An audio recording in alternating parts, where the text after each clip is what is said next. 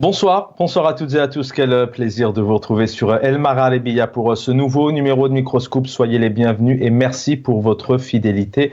En ce samedi 27 juillet, je vous rappelle, retrouvez bien évidemment tous vos programmes sur nos réseaux sociaux, notamment la page YouTube. 1h20 avec nos invités. Nous sommes ensemble jusqu'à 20h50 heure d'Algérie. Avec nos invités, nous allons revenir sur l'actualité qui a dominé la semaine, notamment bien évidemment cette date importante du 7 septembre en pleine rentrée sociale. Avec une campagne électorale en plein été, en pleine saison estivale, avec des températures qui aujourd'hui dépassent les 35-40 degrés. Donc comment faire campagne, comment rassembler aussi ces militants et surtout dans un désintérêt total du peuple algérien. On le constate notamment sur les réseaux sociaux et dans les échanges qui ont lieu tous les jours. En tout cas, on reviendra puisque les trois candidats ont été annoncés, en l'occurrence donc Youssef Aouchiche, Hassani pour le MSP et puis le président Tebboune. Alors, on essaiera de comprendre un peu à quoi correspondent ces trois candidatures. Certains parlent effectivement d'un laïque, démocrate d'une certaine région, la Kabylie avec tant d'histoire, notamment le FFS, quand on sait que dans le cadre des dernières élections en tout genre, que ce soit présidentielle, réforme constitutionnelle ou locale, on a vu le boycott total dans une wilaya comme celle de Tizi Ouzou. Donc certains aussi se posent la question pourquoi est-ce que Youssef Aouchiche aujourd'hui est candidat. Et puis aussi un autre candidat, M. Hassani pour le MSP, plutôt bien évidemment islamiste, avec entre guillemets un personnage qualifié de nationaliste. Voilà, on y reviendra au nom d'Abdelmajid Tebboune. Donc on essaiera de comprendre est-ce que ces candidats ont plutôt été choisis à l'avance, à quoi ils correspondent, est-ce qu'indirectement ils ne font pas aussi campagne ou ils ne tentent pas de créer de la crédibilité, de la légitimité à ces élections, surtout à l'international, puisqu'on voit effectivement qu'en Algérie, ce n'est pas le cas du tout. On viendra aussi sur un moment important, c'était cette semaine, Mohamed Chorfi qui a donné sa conférence de presse, on l'entendra tout à l'heure, qui parle de grosses erreurs, c'est plein d'erreurs, qualita. C'est-à-dire mais quelle qualité. Il parle aussi de désastre, on l'écoutera. Ils ont dû d'ailleurs interrompre et réduire la conférence de presse précisément. Donc on y reviendra dans un deuxième temps. Eh bien, on évoquera aussi Mohamed Lagab, qui a fait sa sortie notamment cette semaine, qui parle de déontologie, de professionnalisme. Pour commencer, on viendra un peu sur la forme, en quoi un ministre de la communication d'abord réunit des journalistes pour leur donner des directives et comment ils doivent travailler. Il parle aussi de silence, et surtout ne pas faire appel à la propagande. On essaiera de comprendre. Et dans un troisième temps, on viendra sur la diplomatie. Cette semaine, donc, Alger, notamment le chef d'état-major, ce qui est tout à fait normal, a reçu donc la défense, donc au nom de Michael Langlais, la défense américaine concernant l'Africom, mais aussi par le président algérien, avec toute une presse qui, dans les minutes qui suivent, ont employé des termes quand même assez importants. Une Algérie qui compte, une Algérie puissante, une Algérie qui soutient. On essaiera d'y revenir. Et dans ce volet diplomatique, dans la troisième partie, nous reviendrons notamment sur la réponse du ministère des Affaires étrangères, donc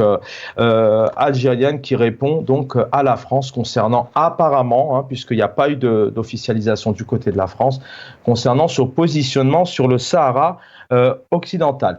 Ces quelques images qui nous rappellent peut-être un autre temps. C'était il y a à peine quelques mois à l'échelon de l'humanité. C'était en 2019, 2020, 2021, le temps d'une révolution. C'était le temps du Hirak.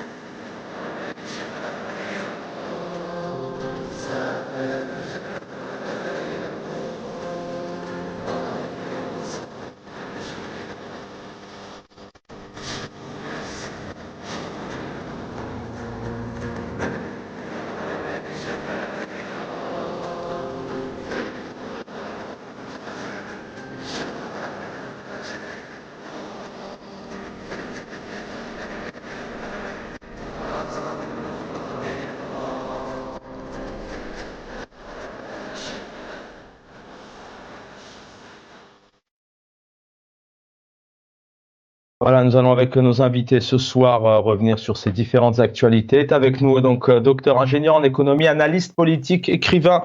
Slimane Azem, c'est toujours disponible. Voilà, c'est aux éditions de l'Harmattan. Hassan Hiresh, bonsoir et bienvenue. Votre dernier livre est consacré donc à Slimane Azem notamment. Merci d'être présent, Hassan Hiresh. Bonsoir.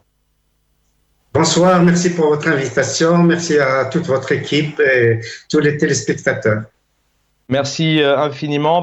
On va saluer, il était au Canada, bloqueur militant des droits de l'homme. Il a dû aussi s'exiler. Zaki Hannash, bonsoir. Bonsoir, merci Boulmar Arabia pour cette invitation et bonsoir à tous les téléspectateurs. Merci infiniment. Est avec nous aussi Azdin Toumi, opposant, militant politique. Azdin Toumi, bonsoir. Bonsoir mon ami Chaban, bonsoir à Hiresh, Zaki, bonsoir à tous les téléspectateurs. Merci pour votre invitation, c'est toujours un plaisir d'être parmi vous. Merci d'être là, Azdin Toumi. Ils étaient donc sur la scène hier, les Jeux Olympiques. Donc c'est parti, la cérémonie, 206 délégations, 15 disciplines et 46 athlètes français. On retient notamment Imen Khelif en boxe, qui a de très belles chances aussi d'arriver sur les podiums. Kayla Anemour, qui a fait de très belles performances au championnat du monde en gymnastique, notamment aux barres asymétriques. Voilà pour les différents. Et puis Jamel Sedjati, qu'on ne présente plus, qui s'est déjà imposé à l'international en athlétisme. Regardez ces quelques images. Les Algériens sont toujours solidaires. Vous allez voir ces quelques images. Je vous en dis pas plus et on se retrouve tout de suite après.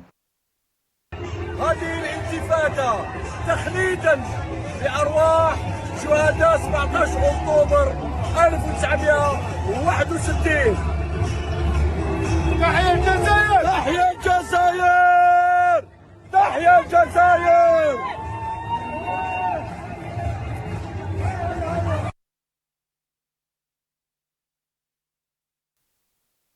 Voilà, ces quelques photos hier sur le bateau lors de la cérémonie.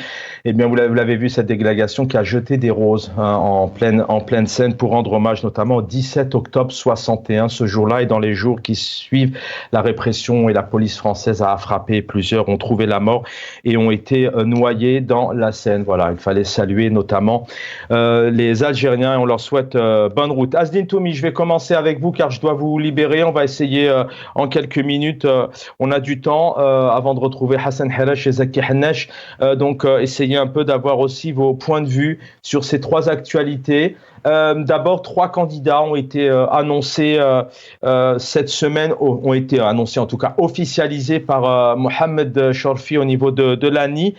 Il y a déjà tout de même des questions, des polémiques, parfois des spéculations, trois candidats seulement, avec apparemment plutôt un démocrate, plutôt un laïc région kabyle, plutôt un islamiste, plutôt un nationaliste. Comment d'abord vous analysez ces trois candidats, sachant que mesdames Nazra et Assoul n'ont pas été retenus? C'était prévisible parce que nous savons très bien que cette fois-ci, nous sommes devant les élections les plus verrouillées de l'histoire de notre pays. En tout cas, parmi les plus verrouillées, si ce n'est pas la plus verrouillée. Ça, c'est la première des choses.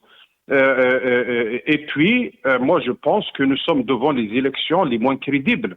Le régime a voulu rectifier le tir par rapport au manque de légitimité des élections 2019 et il voulait rectifier un petit peu. Là, il est en train de s'enfoncer parce que cette fois-ci, non seulement le système a choisi son candidat, il a même choisi ceux qui vont être les concurrents. Et le régime veut faire croire que les candidats représentent en quelque sorte des courants politiques, mais on est loin de tout ça. Le régime a choisi, je dirais, les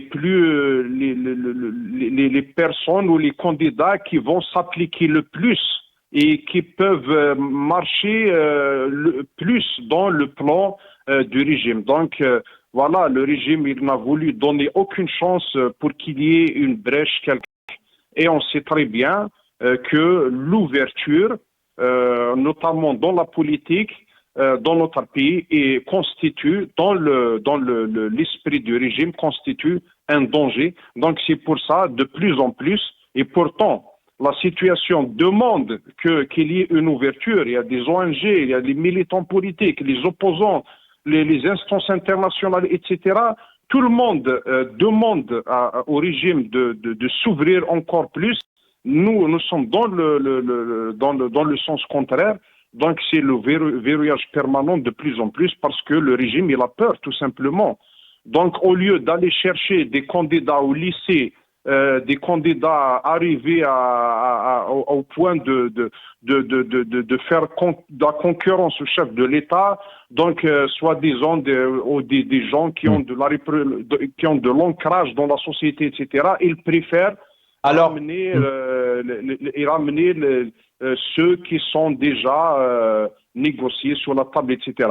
Parce que si vous voyez, si vous voyez l'intérêt politique, les retombées politiques sur les représentations politiques que représentent ces deux candidats, vous verrez qu'il n'y a rien. À part les sièges, les dividendes vont être les sièges aux APC. Alors, Azdin Toumi, du côté de ces candidats, effectivement, en tout cas en termes de contenu, c'est assez creux, hein, parce qu'en faisant des recherches, effectivement, on n'a pas entendu des interviews, des éléments précis sur en tout cas sur leur programme. Mais est-ce que quelque part, peut-être deux questions en une, est-ce que le pouvoir n'a-t-il pas réussi ici à réunir, à convaincre et surtout peut-être à tenter de se redorer le blason, de se créer une certaine légitimité quand on sait que le FFS, on connaît le FFS, parti national effectivement, mais avec un ancrage en région de Kabylie assez importante, et quand on sait que cette région a totalement boycotté ces élections, on sait aussi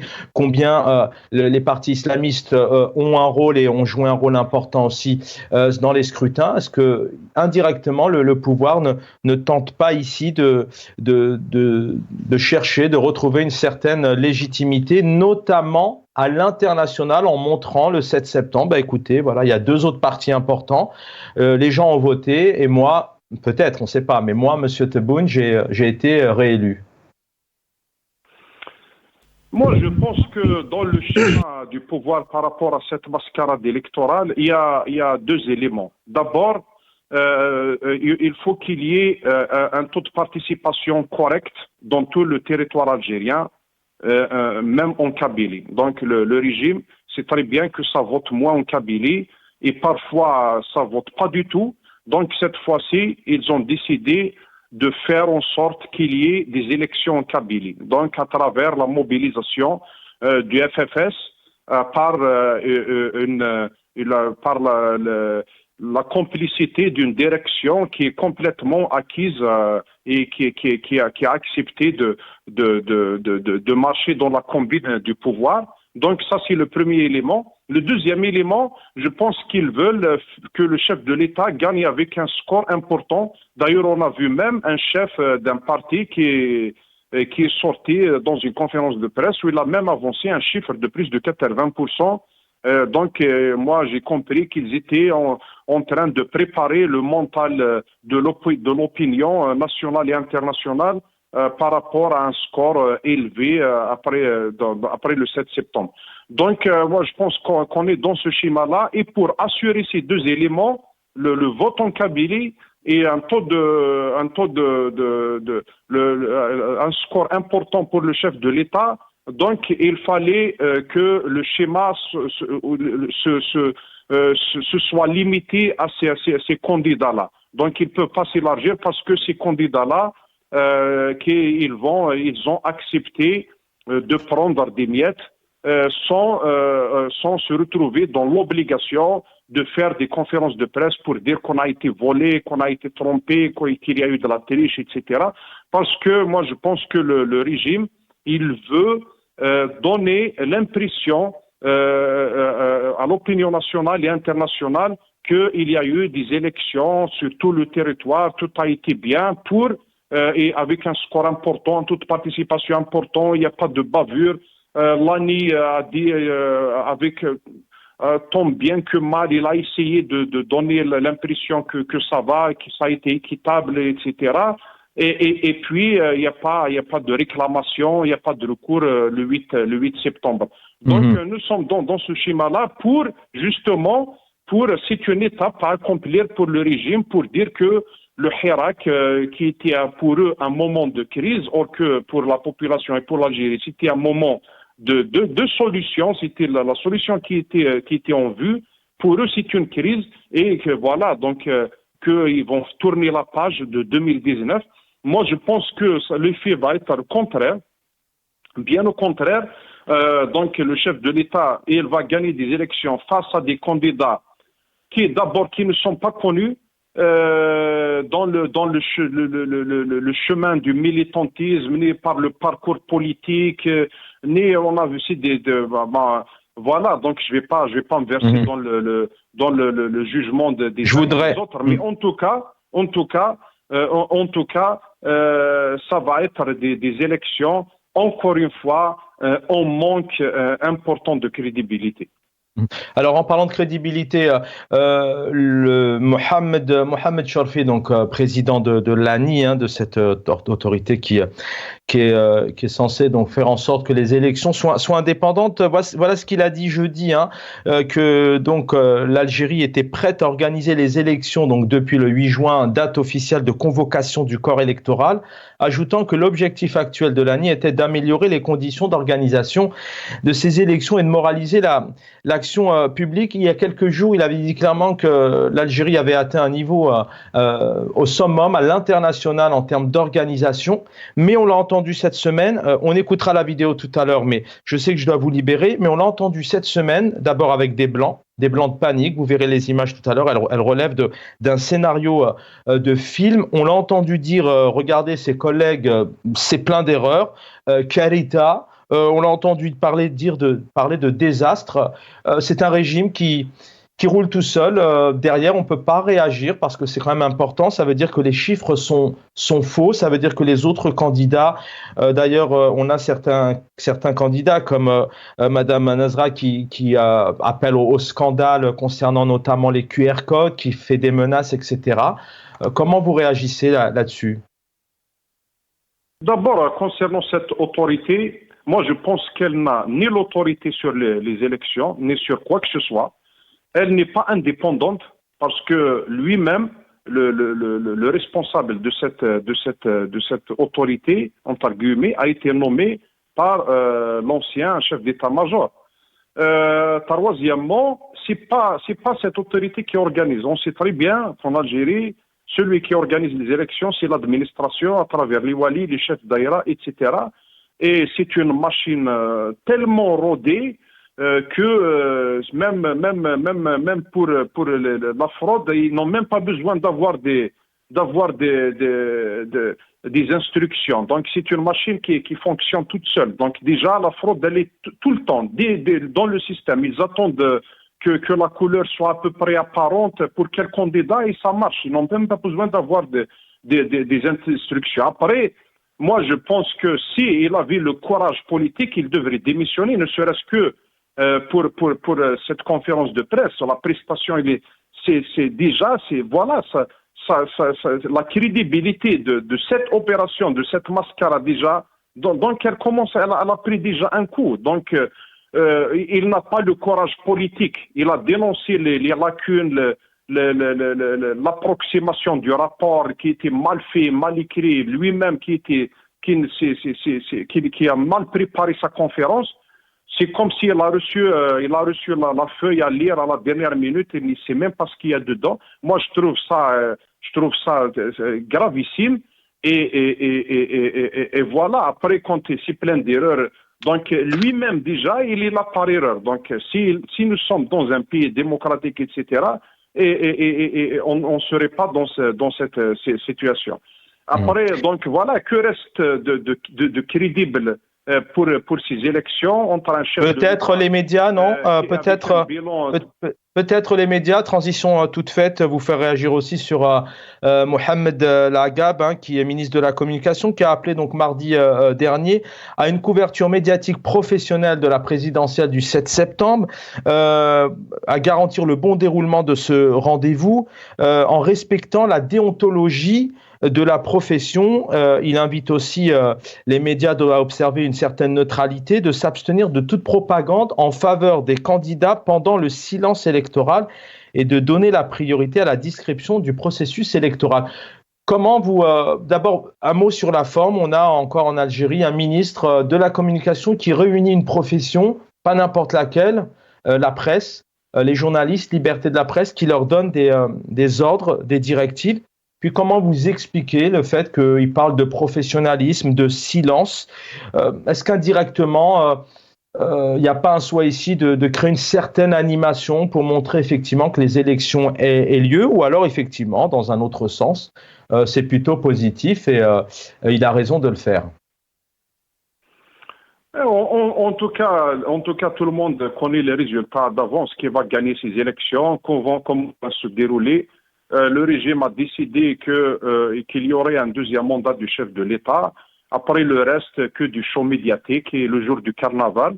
Après, ça c'est le discours. Le ministre, il a un discours à tenir, mais en réalité, je pense que ça va se passer autrement. Donc, le mot d'ordre pour la presse écrite et visuelle, c'est d'ouvrir les portes à tous ceux qui font qui font la promotion du chef de l'État, d'un programme imaginaire, etc., et ouvrir la porte à toutes ces personnes qui vont dire l'organisation des élections, Mafkhara ou Najiha, ou c'est un Mekseb l'Jazair, etc., on connaît tout le truc, et ils vont aller couvrir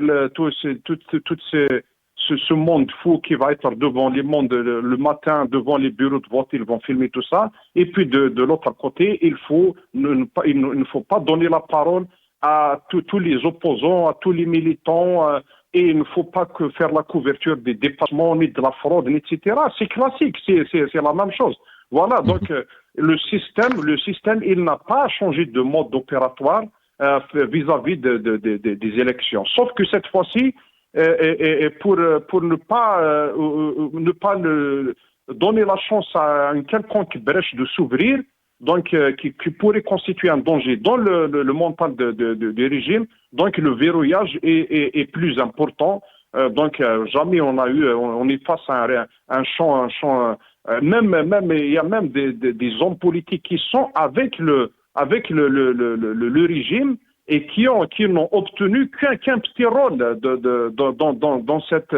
Il y a des hommes politiques qui étaient là, qui pouvaient être des candidats, accompagner le chef de l'État dans cette mascarade, mais non, pour des raisons qu'on ignore, que le régime connaît, il leur a donné des petits rôles.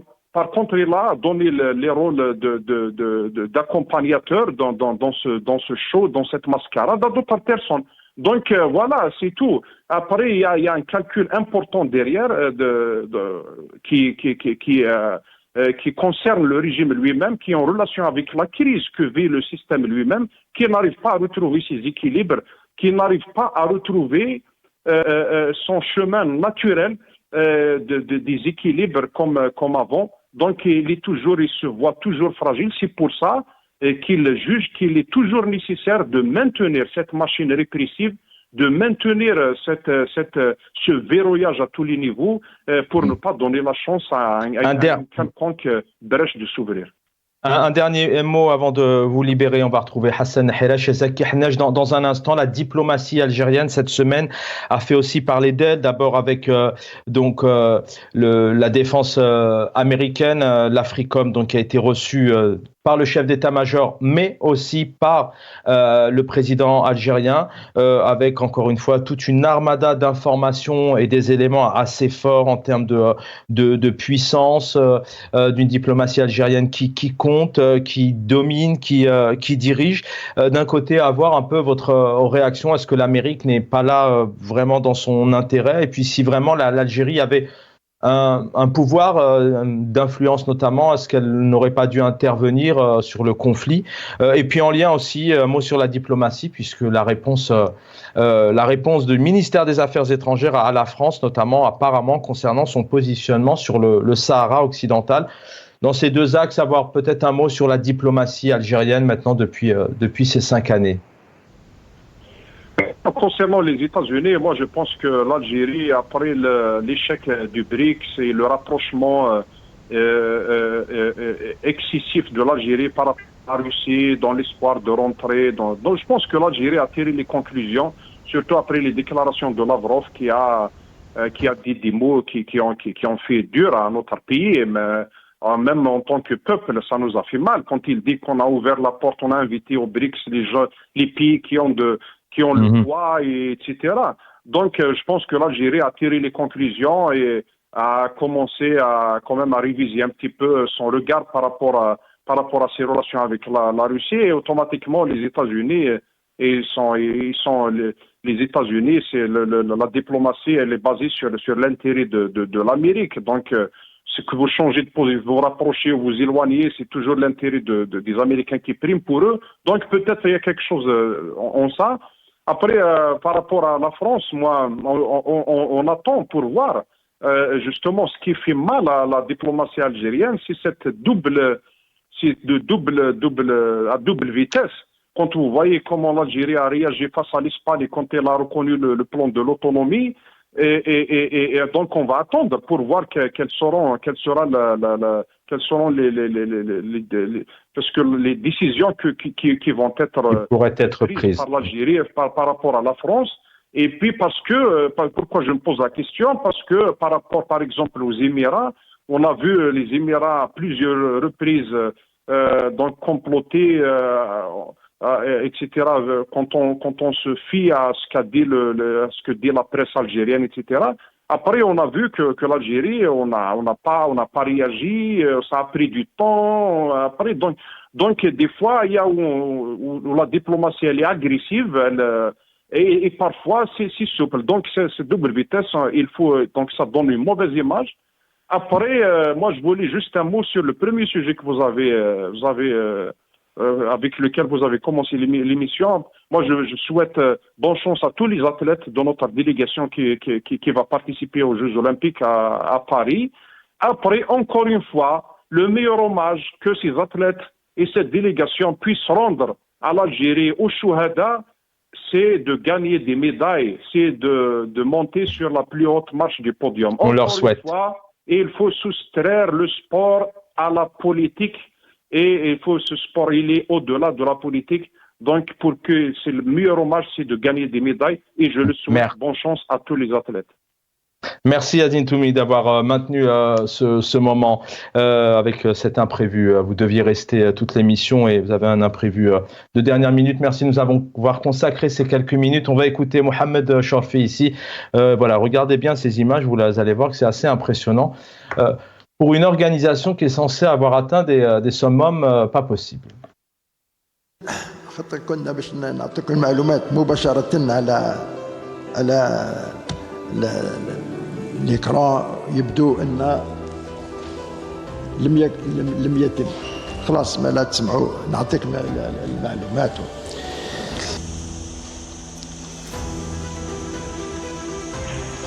سي بلان ديرات.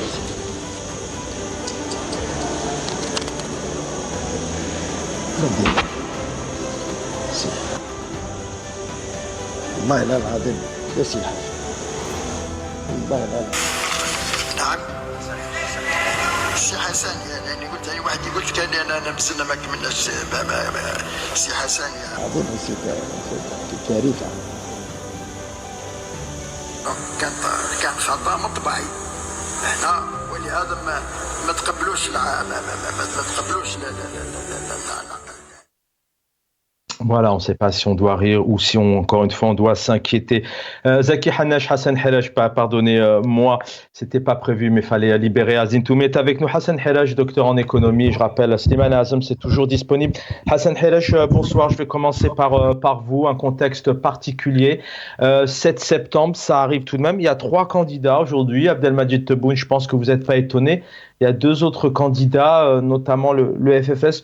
Qu'est-ce que vous inspire ces candidats? Aujourd'hui, il y a des questions qui se posent. Est-ce que le pouvoir, est-ce que ça s'est fait naturellement? Est-ce que ce ne sont pas des candidats qui ont été aussi mis en place pour donner une certaine souplesse, crédibilité, notamment aux élections, avec un peu 3 axes différents, 3 idéaux différents, islamistes, démocrates, laïcs et nationalistes? Hassan Helaj. Bon, je vous avertis déjà à l'avance que je tousse un peu, donc pour les téléspectateurs et votre équipe technique, vous me pardonnez à l'avance. Ben écoutez, moi, rien ne m'étonne du tout par rapport à ce mode opératoire, comme disait de façon pertinente Azdin Toumi. Moi, je pense que c'est le modèle Poutine qu'on est en train d'expérimenter, tout simplement. C'est le modèle russe qu'on n'a jamais quitté en réalité. Rappelez-vous la dernière élection de Vladimir Poutine. Il y avait aussi beaucoup de candidatures, notamment, je ne me souviens pas de leur nom, notamment en tout cas 2 véritables opposants. Et donc dans toute cette liste-là, il y a eu une façon, comment dire, très simple, bureaucratique, une élimination systématique d'un certain nombre de candidats qui pouvaient gêner Poutine. Et donc, ils ont laissé effectivement 2 ou 3 candidats, je ne me souviens plus lesquels, mais qui étaient effectivement proches du régime russe. Donc, là, aujourd'hui, on ne peut pas s'étonner. Il ne faut pas oublier que l'Algérie est une république démocratique et populaire, et je l'ai répété plusieurs fois ici sur vos plateaux. Qui dit démocratie populaire dit évidemment l'ancien système soviétique. Et donc, on se retrouve dans le modèle russe, chinois, Corée du Nord. Il y a très peu Cuba, il y a très peu de pays qui restent encore des dictatures, des démocraties populaires.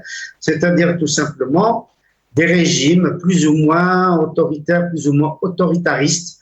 Et donc, il n'y a absolument pas du tout matière à s'étonner. C'est dans l'ordre des choses.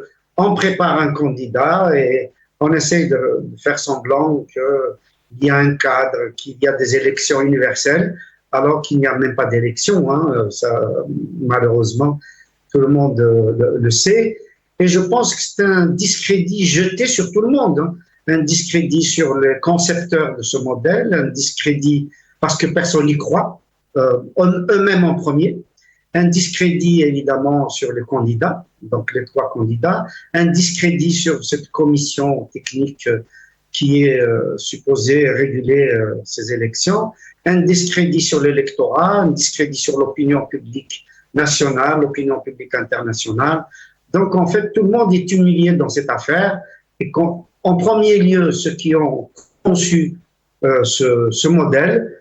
Je pense qu'il y a une double humiliation pour Hossein Ahmed à titre posthume, dans la mesure où on a collé son nom déjà à un stade et on sait très bien que sa famille a démontré que ce n'était pas dans l'optique de Hossein Ahmed. Et puis cette présentation du candidat du FFS à des élections jouées d'avance. Donc, en fait, nous sommes là pour faire un certain nombre de constats. Il n'y a pas lieu d'analyser, puisqu'il n'y a absolument rien à analyser.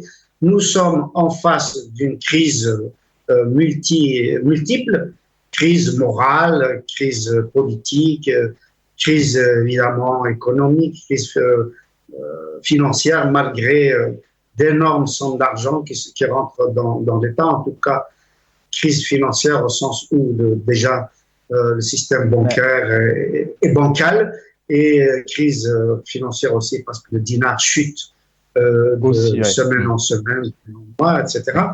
Donc crise aussi sur le modèle du modèle judiciaire. Il n'y a pas il n'y a pas d'arbitre, il n'y a pas de recours au niveau juridique, judiciaire.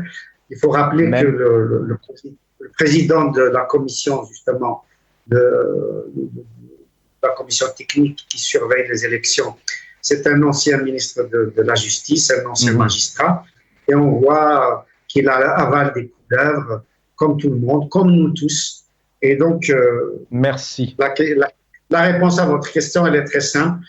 Nous faisons un certain nombre de constats, nous prenons acte de ce qui se passe, et ce qui se passe n'a absolument rien à voir avec un processus démocratique.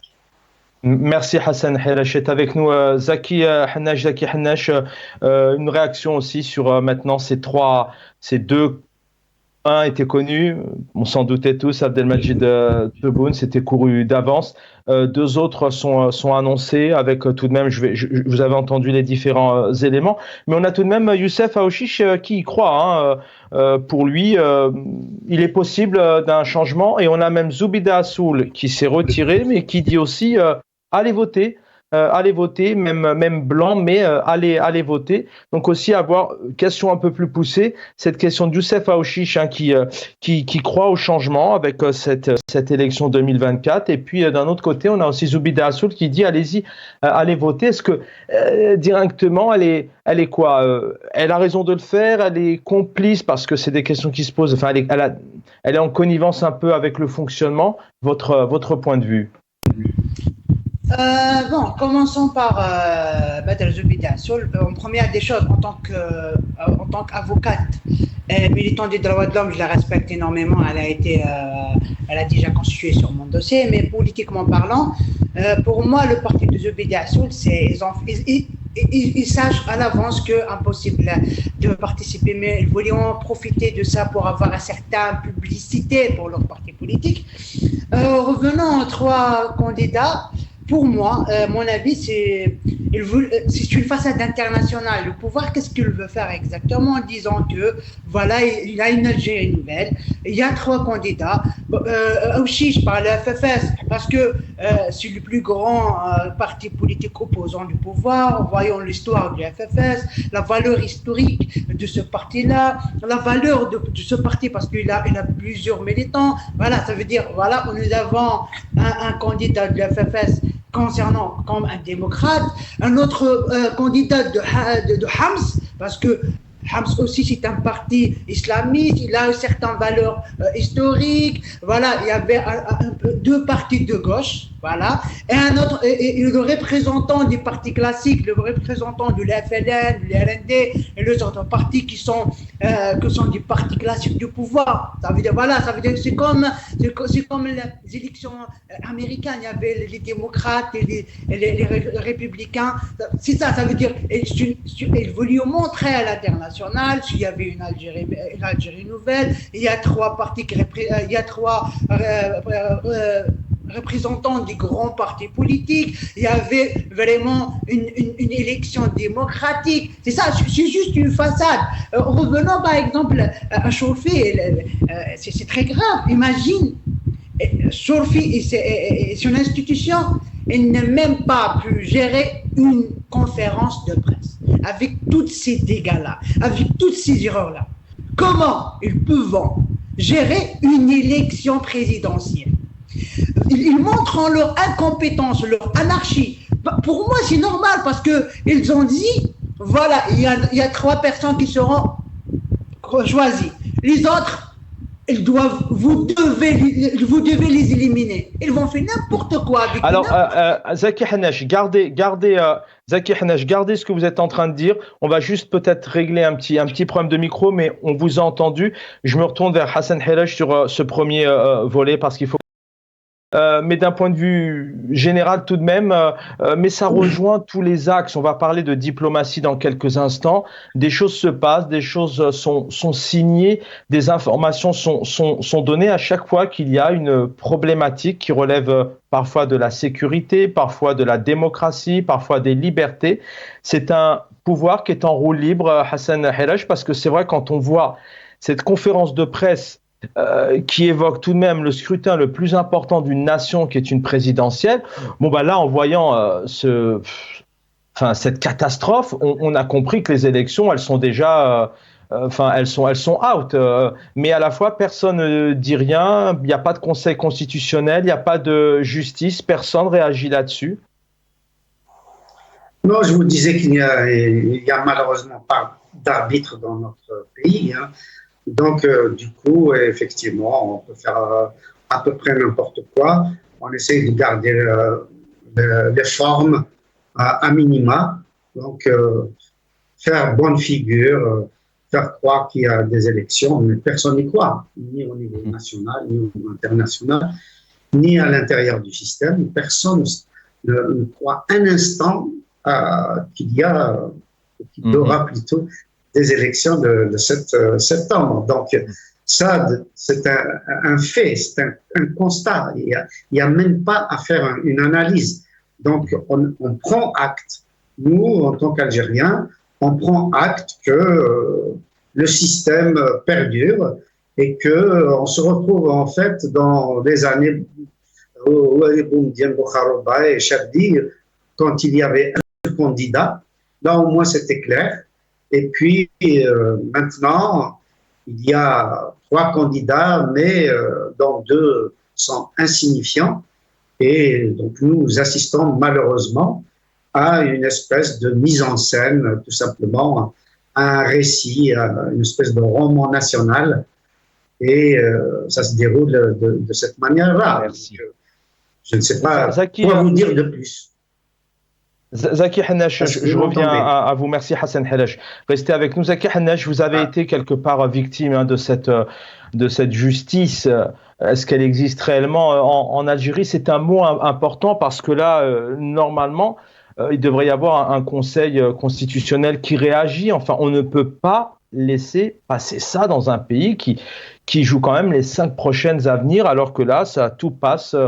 Alors je rappelle encore une fois qu'il y a des réactions derrière. Il y a donc notamment Saïda Narza qui appelle au scandale. Il y a Louisa Hanoun aussi qui a réagi parce que le QR code, ça va pas. Enfin, rien n'est transparent, rien n'est clair.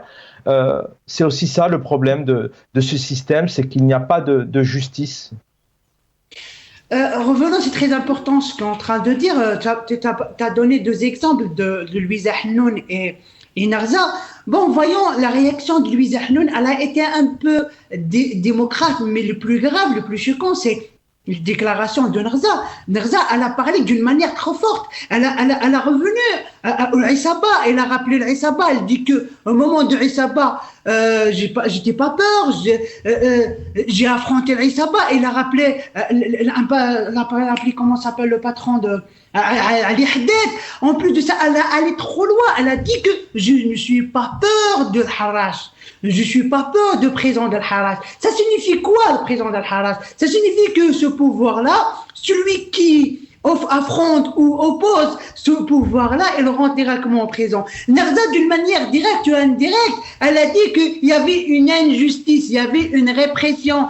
Le pouvoir actuel ou le système actuel ou la police politique, elle est en train de faire mettre les gens en prison à cause de leur déclaration, de leur opposition de ce que le pouvoir-là fait. Elle l'a opposé complètement. Elle dit « Je suis pas peur du président d'Al-Harrach ». Cette déclaration est très très grave. Revenons juste entre parenthèses sur les déclarations de Chorfi, c'est une question comme un citoyen algérien. Comment cette institution-là, elle n'a pas pu gérer une conférence de presse, des bulletins pour participer aux élections, ils ont donné des faux chiffres. Comment cette institution-là, elle va gérer toute une élection présidentielle?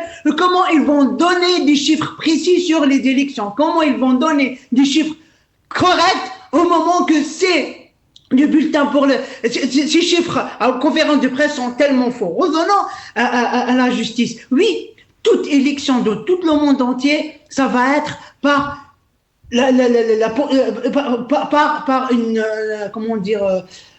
une poursuite où elle n'a pas de la justice. Il n'y avait pas une justice en Algérie. Oh, il y avait de la justice. Il y a plus de 200 détenus d'opinion.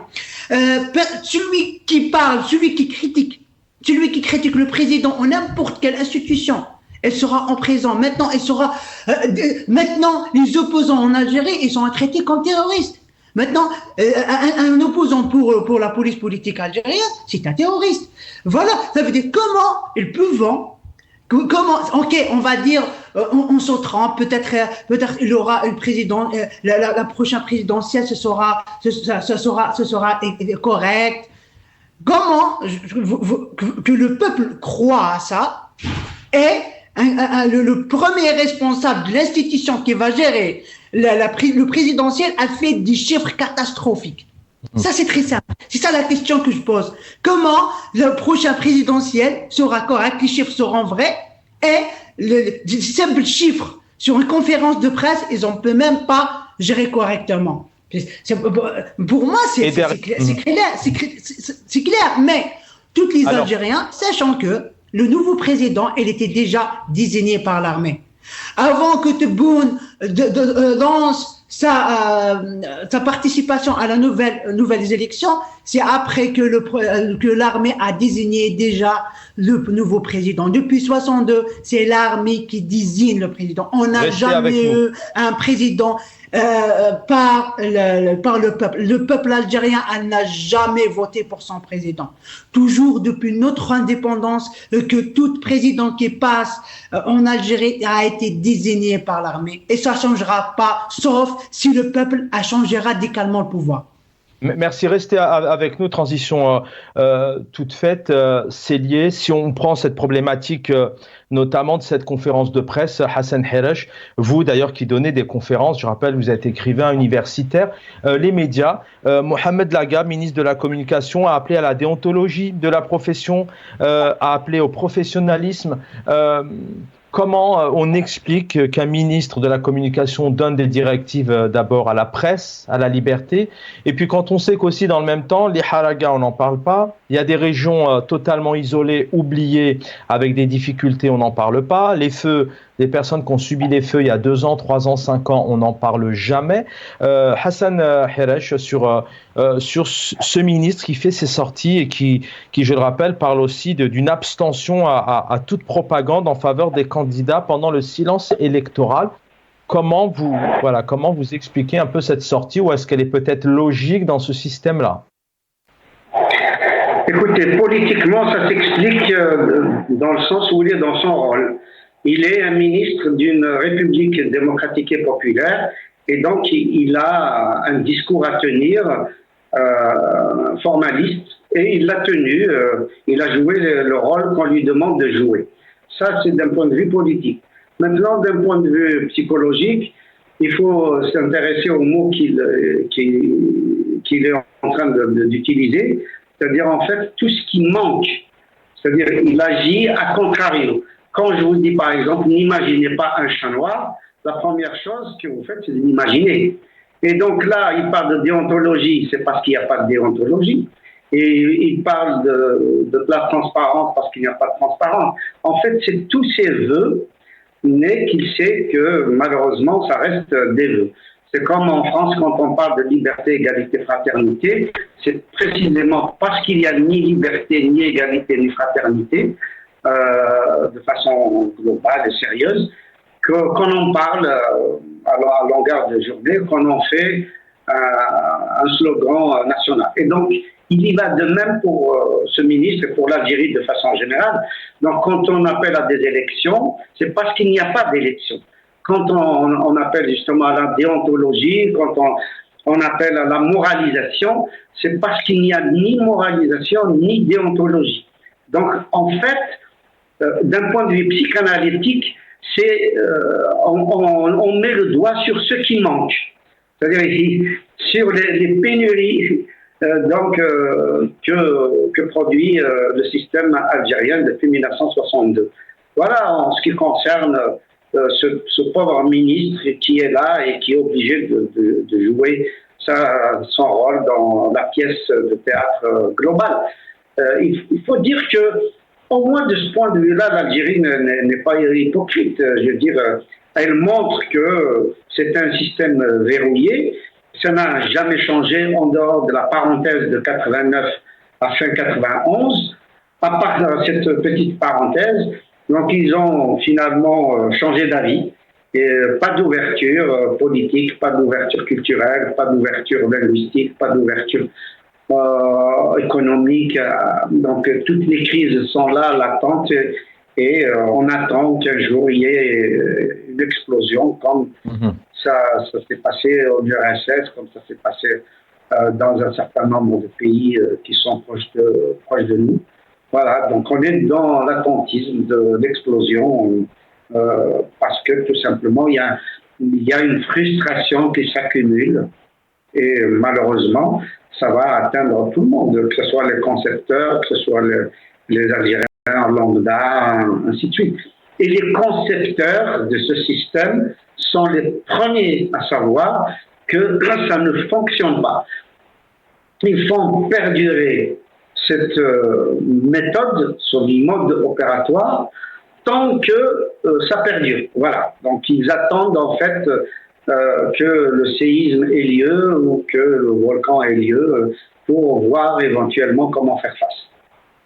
Zaki Hanesh, sur les médias, vous êtes blogueur, je le rappelle, et puis si vous êtes au Canada aujourd'hui, c'est pas pour rien, c'est que vous avez passé des moments très, très difficiles, vous avez malheureusement subi la répression de ce pouvoir. On a un ministre trans qui parle de professionnalisme, de déontologie, d'éthique. Alors, je le disais tout à l'heure, on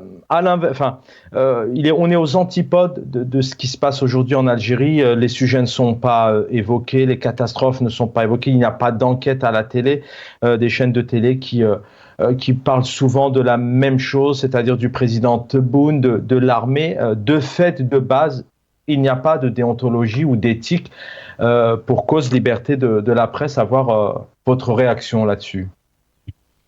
Ce qu'est en train de dire la GAB sur la déontologie et l'éthique, c'est simple. C'est que blanchir tout ce qui concerne le pouvoir. Blanchir tout. Il y avait des dégâts, ne parle pas. Il faut toujours dire le pouvoir est bien, les élections ça marche très parfaitement, c'est une meilleure élection au monde entier, c'est les élections démocratiques qui n'a jamais été faite dans tous les pays du monde.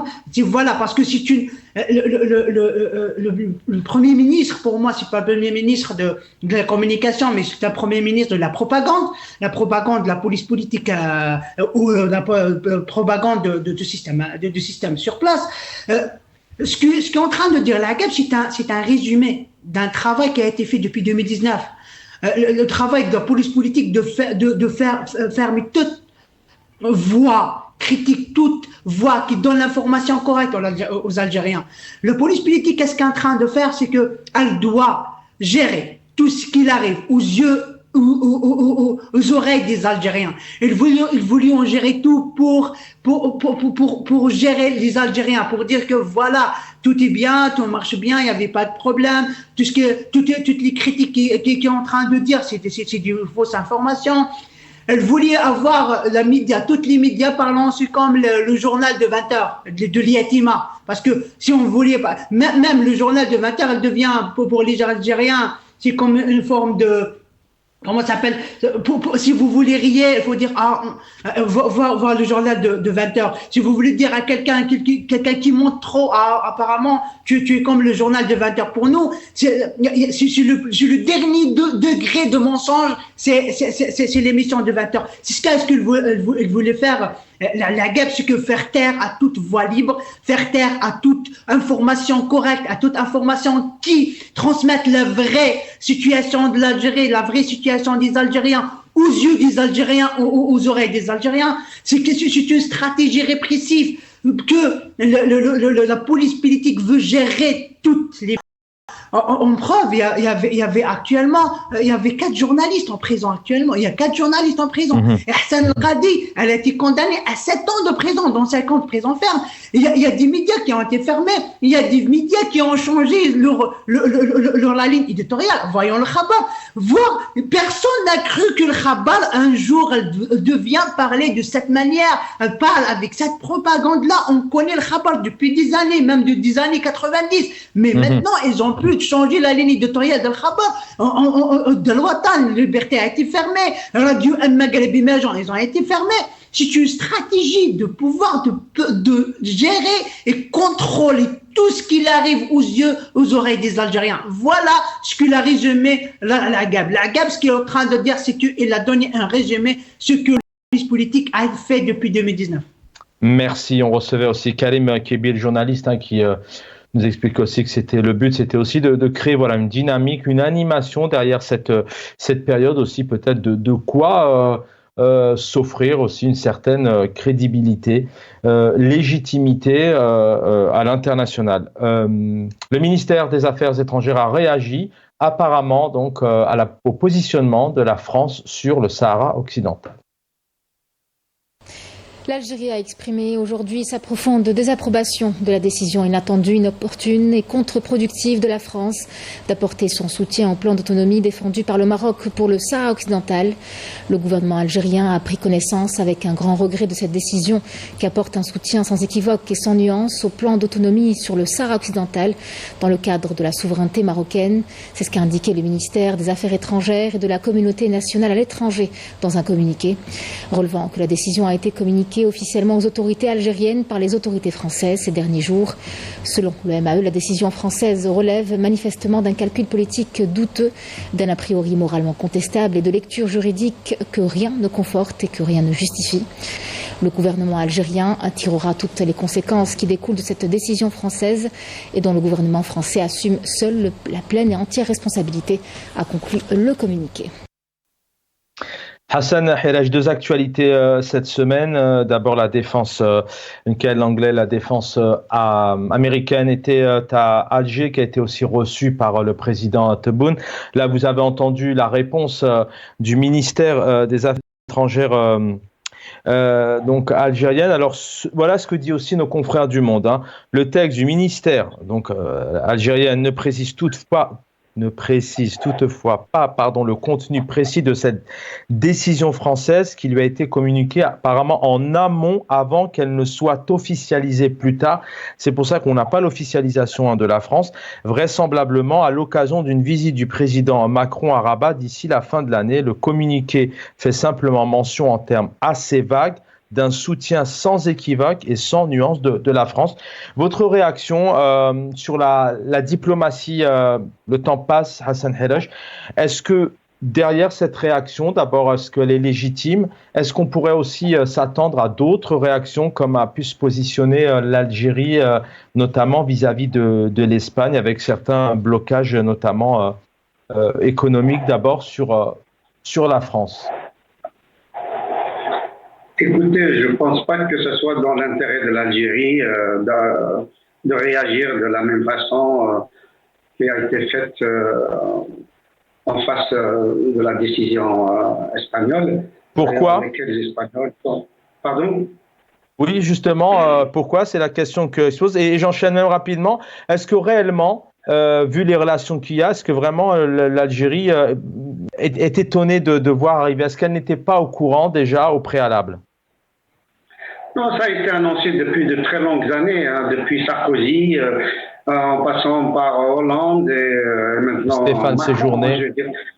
Ça a toujours, voilà, pas seulement Séjourné, mais depuis Alain Juppé jusqu'à maintenant, ça a toujours été annoncé et la France n'a jamais caché en fait son penchant vers cette solution qui n'en est pas une, ceci dit. Parce qu'on parle de l'autonomie.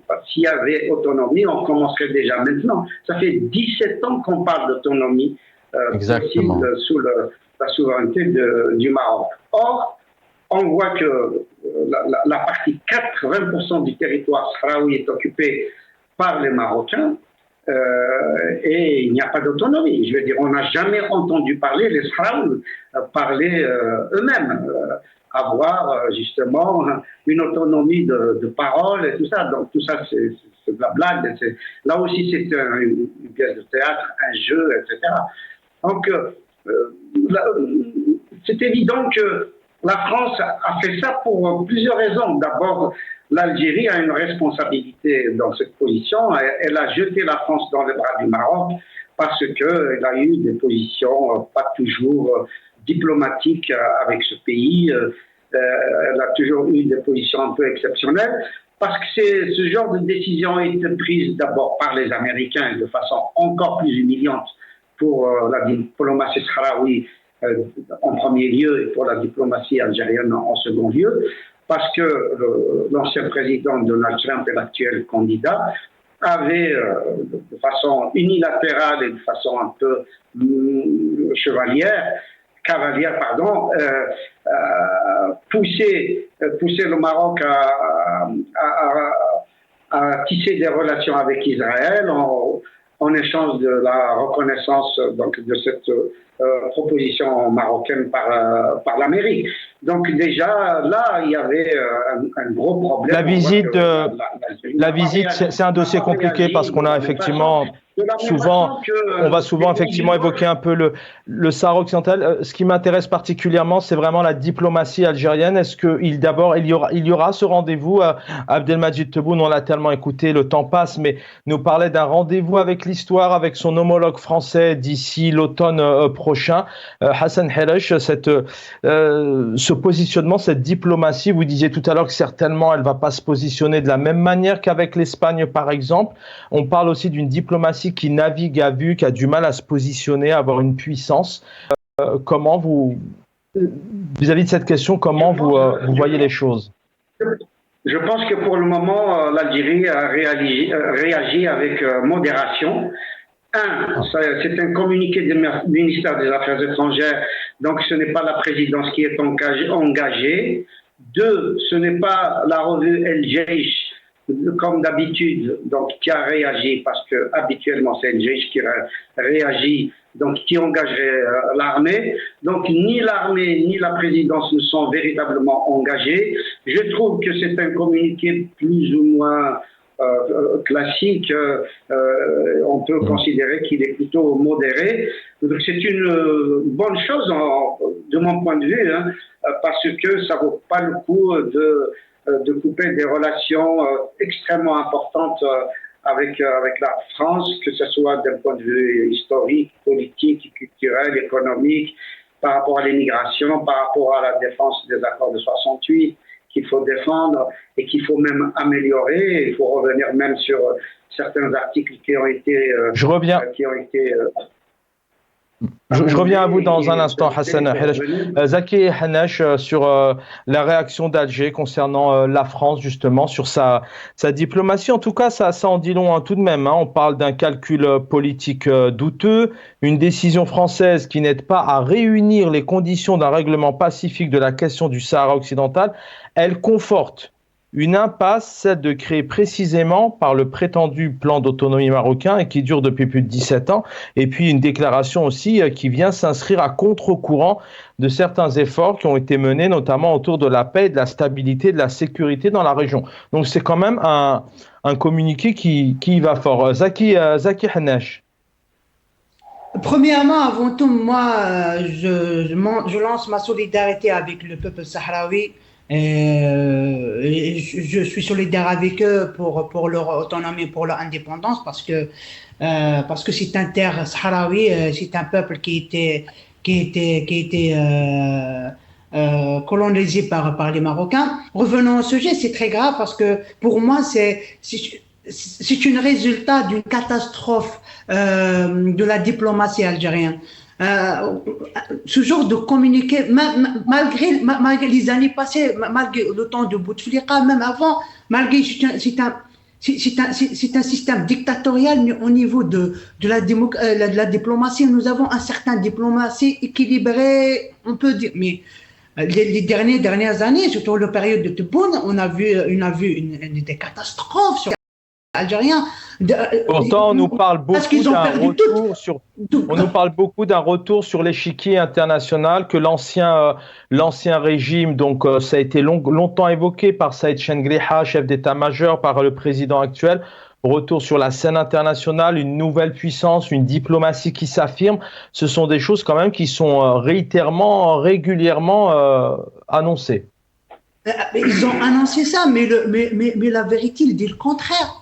La vérité, il dit que tout où il y avait les Algériens, toutes les pôles d'opposition de l'Algérie, ils ont été en marche arrière. Les résultats, c'est des résultats négatifs. Même la réaction de l'Algérie, on n'a pas l'habitude de ce genre de réaction. Revenons à l'exemple, c'est très simple, l'affaire de Amira Bouraoui, en voyant la réaction de l'Algérie, la réaction de Tebboune, la réaction du Premier ministre algérien pour une personne algérienne que la France a protégée parce qu'elle est aussi française. Elles ont fait toute une réaction, toute une polémique. Ce genre de réaction, ce genre de polémique, ce genre de déclaration, elle affaiblit la diplomatie algérienne. Elle montre la faiblesse de la diplomatie algérienne.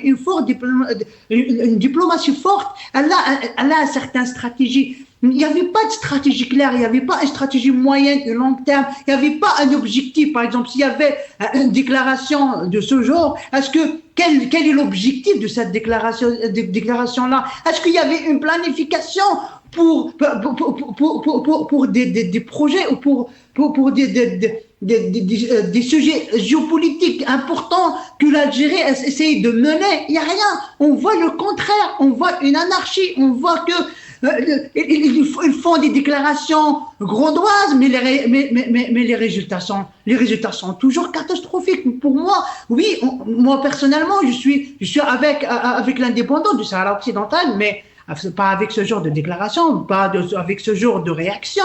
Ça montre une faiblesse, ça montre la faiblesse de la diplomatie algérienne. Ça montre que ces gens qui sont en diplomatie algérienne mènent l'Algérie pour le désastre, tout simplement. Je peux rien ajouter plus que ça, que la diplomatie algérienne, elle est de pire en pire. On perd beaucoup de nos projets, beaucoup de sujets stratégiques, parce qu'on parle. L'Algérie, parce que oui, le Maroc est l'ennemi de l'Algérie, mais il y a une manière de mener, il y a une manière de faire sa diplomatie, il y a une manière de communiquer aussi, mais ils font n'importe quoi et n'importe comment.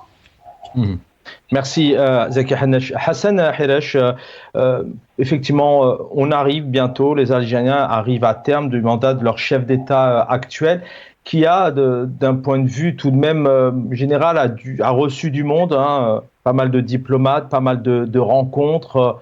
Alors, un coup, c'est Wagner cette semaine, un coup, c'est l'Amérique avec l'Africom. Cette puissance, quand on voit, par exemple, le positionnement de l'Algérie, exemple récent, avec un drame qui a toujours lieu, malheureusement, au Proche-Orient, à Raza, l'Algérie n'a pas su faire preuve d'influence, par exemple, vis-à-vis des Américains qui étaient présents cette semaine, parce qu'on sait très bien que le premier fournisseur d'armes, c'est l'Amérique à Israël.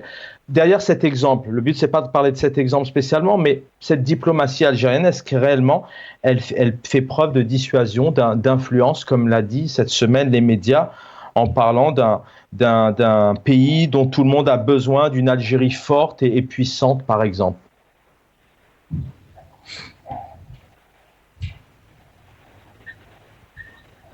Problème de son peut-être, Hassan Hiresh, je crois. J'espère qu'on va pouvoir vous entendre. Oui, je pense qu'il y a peut-être un souci de son. Hassan Hiresh, vous m'entendez? Je vous ai pas entendu. Non, là, je vous entends. Bien. Alors, un mot sur la diplomatie algérienne aujourd'hui. Est-ce que réellement, comme l'a pu le dire cette semaine les médias, un pays et une diplomatie sollicitée par tous, un pays dont tout le monde a besoin, est-ce que réellement c'est une diplomatie 5 ans après Tebboune? Est-ce que vraiment elle peut faire preuve d'influence, de pression? Elle a reçu l'Amérique cette semaine. Rien n'a été dit notamment sur le positionnement de l'Amérique, Israël et le Proche-Orient. Avoir un peu votre vision sur cette diplomatie avant de se quitter. Moi, je pense que la diplomatie reflète le système algérien.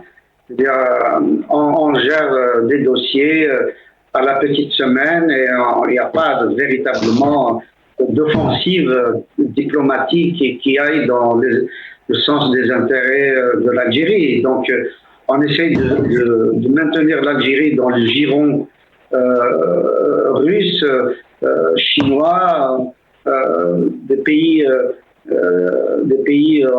anciennement soviétiques.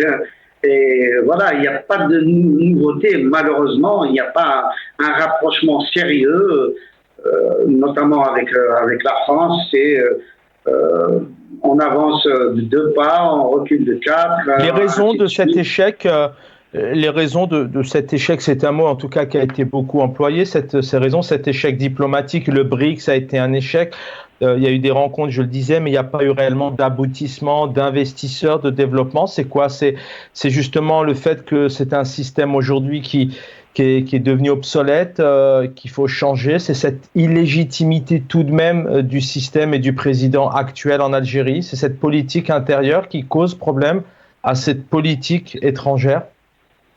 Non, je pense très franchement qu'il y a une immaturité politique au niveau international, dans la mesure où on croit qu'on a des pays frères, des pays amis, etc.